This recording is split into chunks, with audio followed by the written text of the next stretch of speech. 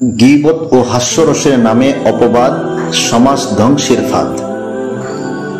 সর্বপ্রথম আমাদেরকে জেনে নিতে হবে গীবত অর্থ কি।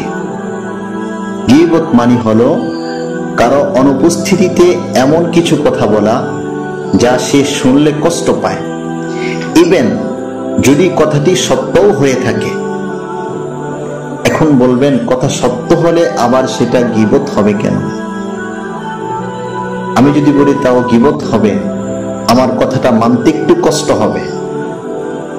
যদি রাসূলুল্লাহ সাল্লাল্লাহু আলাইহি ওয়াসাল্লামের একটা দলিল পেশ করি তাহলে মেনে নিতে সহজ হবে। আসুন প্রমাণ। রাসূল সাল্লাল্লাহু আলাইহি ওয়াসাল্লাম একবার সাহাবীদের মাঝে একটি প্রশ্ন ছুড়ে দিলেন, আতাদরুনা মাল গীবা, তোমরা কি জানো গীবত কি?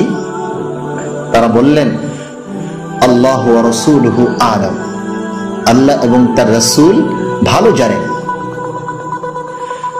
পরে রাসূল সাল্লাল্লাহু আলাইহি সাল্লাম উত্তর দিলেন, যিকরুকা আখাকা বিমা ইয়াকরাহু, তোমার ভাই সম্পর্কে এমন কিছু বলা যা সে অপছন্দ করে।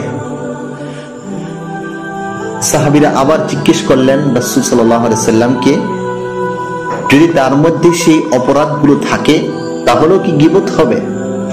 আল্লাহর নবী উত্তর দিলেন, ইন কানা ফীহি মা তাকুলু ফাকাদ ইগতাবাতাহু, যদি তার মধ্যে তুমি যা বলছো সেই দোষগুলো থাকে তাহলেই তো গীবত হবে।